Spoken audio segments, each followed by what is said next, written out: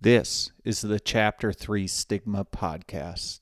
This podcast was created to be there for any individual who feels like they are at a low point in life and are confused, seemingly alone, and helpless in their situation.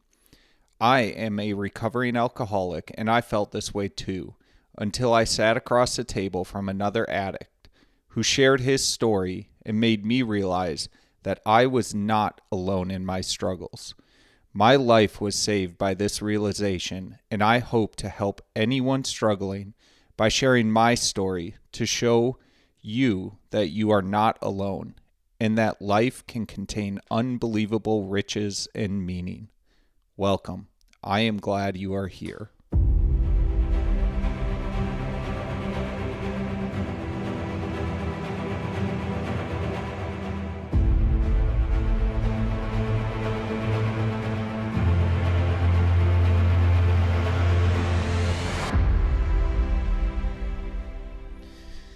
Hey folks, welcome to another episode of the Chapter 3 Stigma Podcast. I am once again going off track, and we will be returning to Chapter 3 in the big book for hopefully for next week. But I got to be honest, I got a letter today in the mail, and I'll go into it in detail here in the podcast. But the timing of the letter was almost perfect, and I'll talk about why here in a second. But in reading through this letter and thinking about our families and my own journey over these last few months since losing Lucy through grief has also made me realize, as we approach another important milestone this week, about a similar but seemingly opposite journey that I went on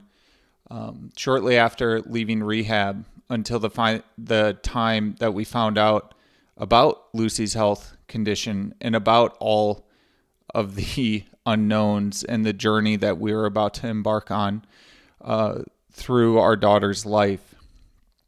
And one thing that these seemingly opposite type situations has made me realize is really the power in the 5 practices that we have talked about here on this podcast before. And I just kind of want to play each of these scenarios out and ultimately talk about how having a focus on these 5 practices, and really the way I had initially framed them was 5 practices of maintaining a life in active recovery, but how they have also facilitated and been there when it comes to recovering from grief and loss.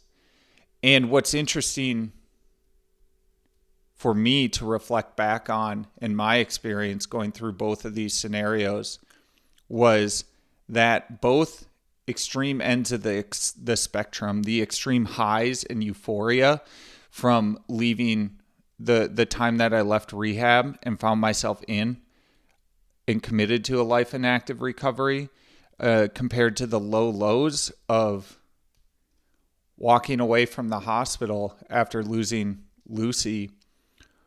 One thing that both of those scenarios have in common is that as time has passed on from those initial events,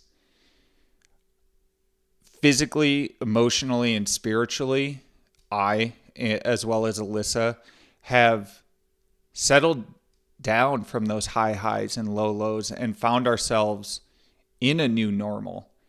And that takes time for both dealing with the euphoric feelings of, in my case, leaving rehab, as well as the feelings that come along with grief and loss in life. But the parallels here are just really striking to me. And again, all of this was spurred on by a letter that we received in the mail today from the hospital, the children's hospital that cared for Lucy. And the reason this is all extremely relevant is this podcast will release on Thursday, August 8th. And August 8th of 2023, really 9 a.m. on that date, to be specific, was the moment that changed Alyssa and my life and our family's lives forever. And that is the moment that we found out that Lucy had a concerning health condition, a concerning and unknown health condition. For Alyssa and I especially, there is a before and an after of August 8th, 2023. We have talked about it extensively, and for us, and especially for me, where I was in my journey in recovery, August 8th marks a time in which we lost innocence. And as I'll discuss here, it's not a bad thing, but it is an obvious thing an obvious moment in our story.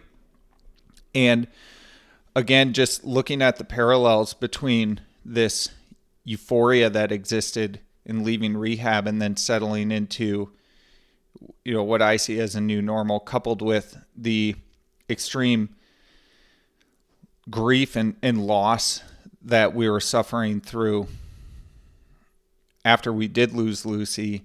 But then over the months of work and time, once again finding ourselves in a place where we kind of are settling into a new normal. One thing that I've realized is that these practices, again, are key in helping you settle in the healthiest new normal as you possibly can. And so I think the way that I'm going to proceed here is just kind of talking through the highs that were experienced. And I think there's some warnings that can exist for those that are thinking about or early on or deciding to commit to a life in recovery.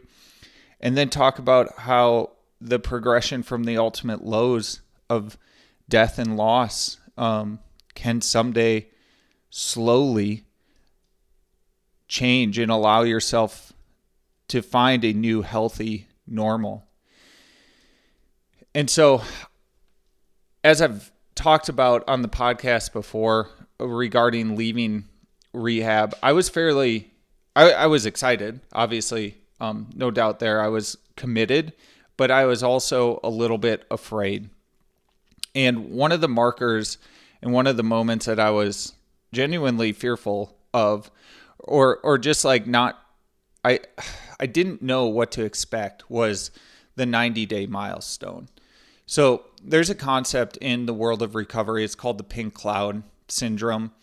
The pink cloud syndrome is basically like the honeymoon syndrome for an addict. It's the euphoria that comes along before anything difficult or anything bad happens or is encountered by that person who has elected to enter into a life of recovery. And just everything is roses, basically. Life, after you dig yourself out of the hell and the pit that is addiction and find, even the small things like the whites of your eyes come back, you're sleeping better, your skin is healthier, you're thinking more clearly, all of these like little wins that come back really quickly once the withdrawal symptoms have passed, and coupled with the momentum that exists behind, making the commitment to a life of sobriety or a life in recovery, like really gets people jazzed. I can't really think of a better way to say it, but they genuinely wind up in this state of euphoria where when you see it, say like in an AA meeting or even in a conversation with someone who's early on in their recovery journey, you're excited for them, but a little bit of you is like, well, how are you going to do when life punches you in the face for the first time? And I was nervous about that because I will fully admit and embarrassingly admit, in the week leading up to my 90-day, which was last year, it would have been August 12th of 23 was my 90-day. I questioned when things were going to get hard. And then, of course, August 8th came for us and we found out about Lucy's health concern and health condition. And for me, it was things got real. And I had to find myself and I had to settle myself into a new normal very quickly.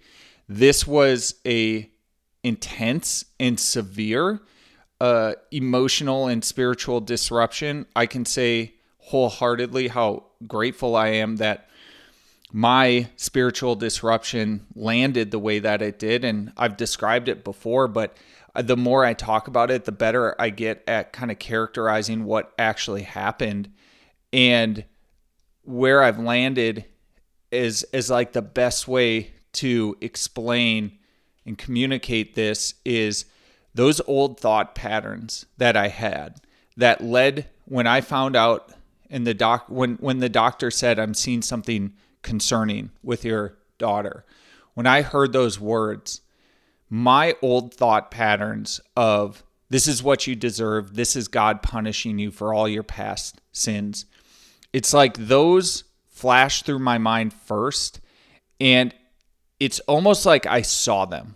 It's like I actually saw them not as words, but almost, this is going to sound really weird, but almost as like shapes or just like manifestations of forms, that those ideas manifested in forms in front of my eyes, sitting in the doctor's office. And I destroyed those thoughts and that type of thought pattern right before my eyes. And I built in front of me and replaced those thought patterns with, this was always part of a plan. God knew that this little girl was going to be a part of my life, and he gave me the battle and the struggle with alcoholism to give me strength, even when I didn't know I needed it, or even when I didn't know that I was gaining it. He gave me the strength through that 12-year battle. He gave me the opportunity to have almost 90 days of intense personal work to sort myself out and really get myself prepared for what was to come. This was all part of a plan. It's all part of a plan. That was literally built right in front of my eyes, sitting in the doctor's office. And that disruption and shift in my spiritual and emotional health and fitness has been where I have stood as a foundation and a bedrock since that moment. So that, in a large way, helped me establish what my new normal looked like after crashing down from the euphoria that exists being newly in recovered. Alyssa and I talk about it quite often. August 8th of 23 for us was our moment that we lost our innocence. And, you know, it's kind of funny to say we were, 33, 34 at the time. So to say that, like, you still had these situations in which, like, you still had this almost like childlike innocence in life. But it's true. And we didn't realize that it was there and that it existed until these health concerns and really the gravity of the situation with Lucy got thrust into our face. And so it is this extreme marker for us where we lost this innocence. And again, we were forced very, very quickly to figure out and find out what our new normal was going to look like. And conversely, and this is where I'm actually going to go to the letter here soon, the same thing, the same pattern winds up as we're still actively living through it, happened to us as we're coming up from the intense low and suffering of grieving the loss of our daughter. And the interesting thing about figuring out our new normal stemming from the loss of Lucy is how much slower and how much more gradual the change has been. Yet at the same time, reflecting back on the months of growth and the progress that we have made, it's quite profound how much better we have gotten with regards to our new normal. So with that, I'm going to go to the letter that was sent to us from the Bereavement Center at Children's, Minnesota. And again, my intention with reading through this is just to connect with the journey of grief and a little bit of some like personal hardships that you can expose yourself to when traveling this road, and the forgiveness that you should give yourself. But with that, I'll go to the letter. As time has passed and the numbness has worn off, you may be experiencing a range of intense emotions. One moment you may be feeling somewhat calm, and then in the next moment you are overwhelmed by a wave of grief triggered by an unexpected memory. Grief impacts every aspect of our being. We feel it physically, emotionally, and spiritually. Families have shared with us that this all-encompassing experience makes them feel deeply overwhelmed and chaotic. Grief can feel chaotic, and each person's journey and ways of coping with this difficult experience will be unique.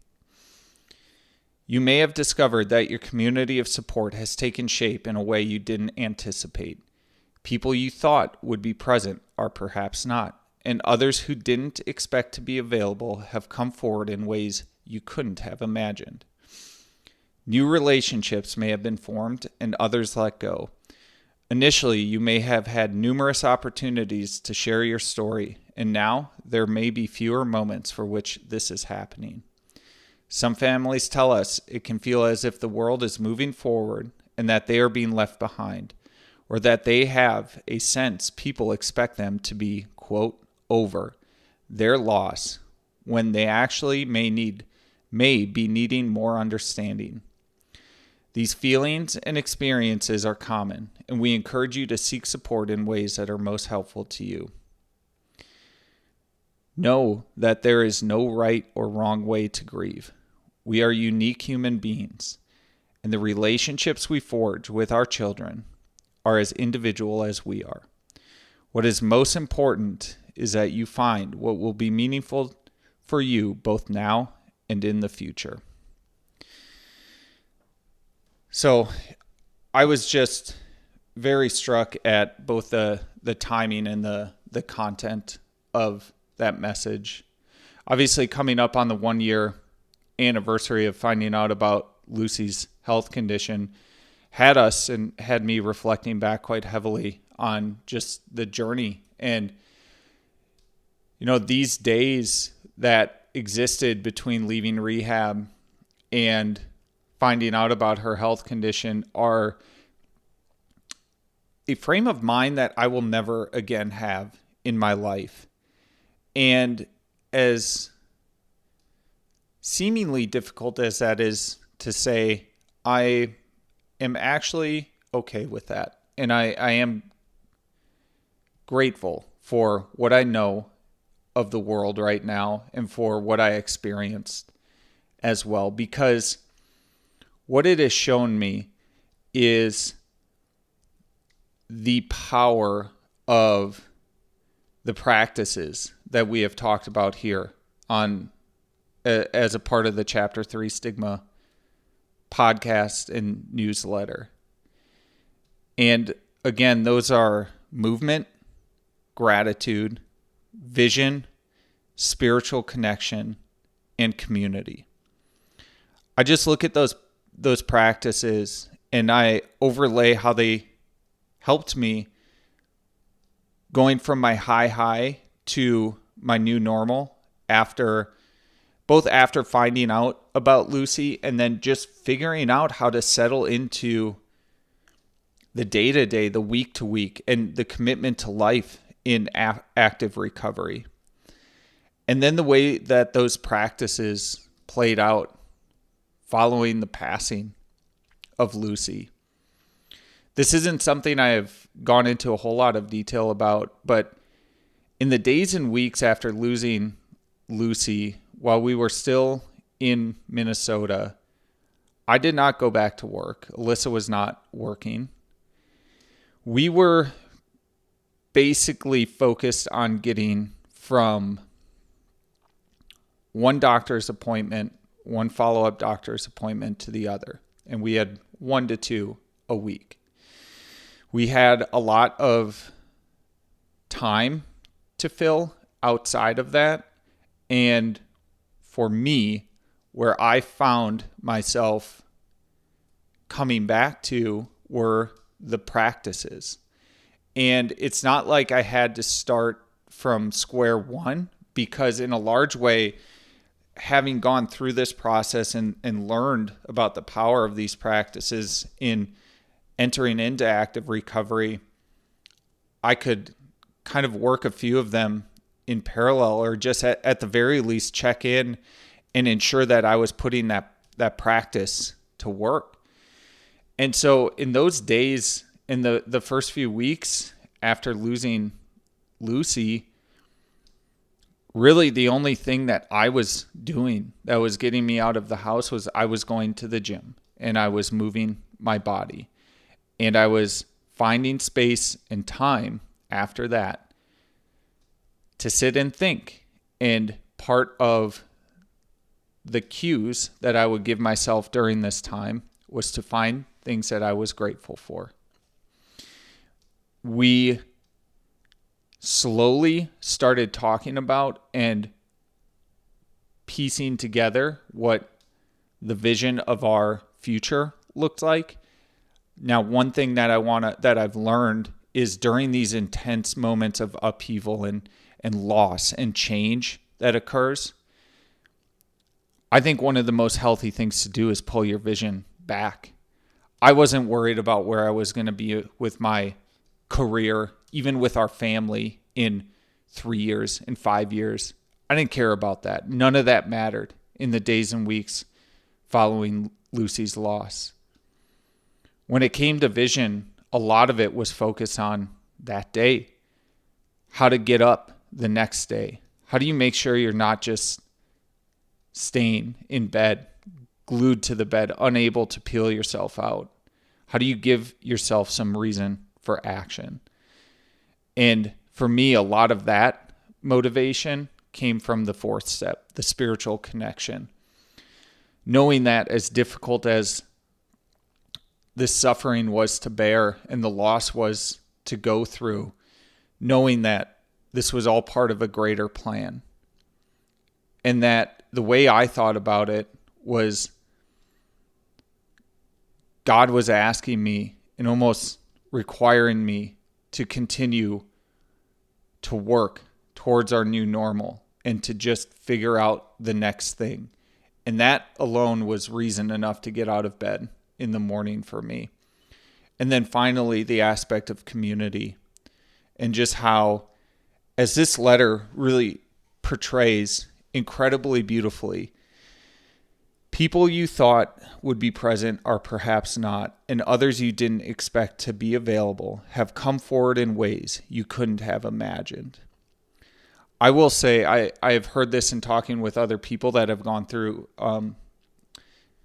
loss, and I would add to that, like, unexpected loss. The way that people do not step up and do not present themselves in your life could cripple you if you decide for that to be your only focus. You will have friends, you will have acquaintances that do not reach out. They do not say anything. They do not extend any sort of hand. And as hard as it is, you have to let it go. You cannot hold it against them. It is an unusual aspect of life that people don't encounter much anymore, dealing with these types of loss and trauma and grief. And you just have to understand that some people flat out don't know how to react or how to act in those scenarios. You have to be forgiving. You cannot focus on it. And instead, you should focus your entire heart on the second part of that statement, Others you didn't expect to be available have come forward in ways you couldn't have imagined. The friendships that have blossomed out of casual acquaintances in the time after Lucy's death has been unbelievable. People who I had met only 30 minutes earlier, but make a decision to open up to about Lucy, are all of a sudden being embraced in a hug, and we are crying together and sharing together and staying in touch after that initial meeting. It's just been an incredible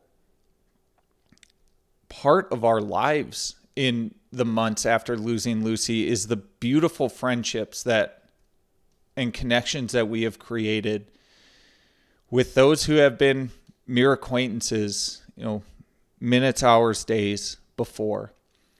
So decide deliberately what to choose when it comes to your what to choose to focus on when it comes to your connections and those that are surrounding you in your moment of loss and suffering.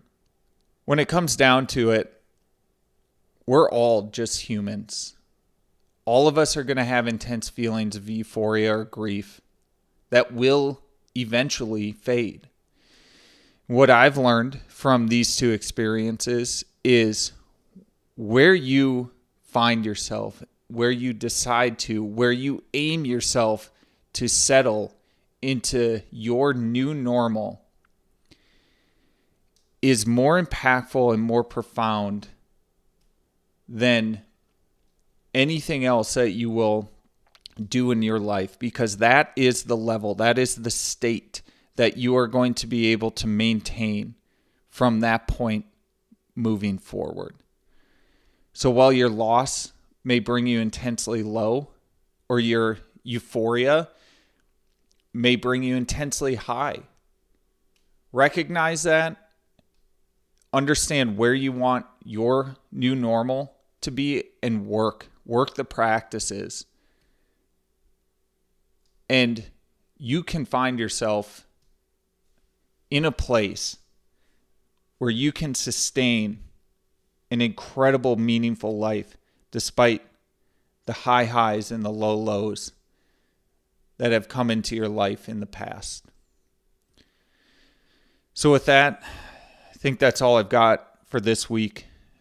Thank you all very much for staying around and keeping tabs on this work. It means a lot. You all are a part of the community that sustains us in our journey to our new normal. And one of the aspects of it is we're never finished. We're always going to be working, but the ups and downs will drop in magnitude. They'll space themselves out. And we will find ourselves one day reflecting back with wonder and looking back at how much we grew and how much we learned from this experience and how much love came into our life through it all. All the best and all my love. If you enjoyed this podcast, share it with others or give us a rating on your channel of choice. My hope is that my story can help others in their struggles with addiction or any other aspects of life that they feel could be bettered. You can follow us on social media at Chapter 3 Stigma on Instagram and YouTube. I cannot solve your problems for you, but I can listen. If you want to reach out with a message through one of those channels, I will respond and let you know that you are not alone. All the best, you are loved, and life is worth every struggle and bit of suffering you have to endure. Until next time,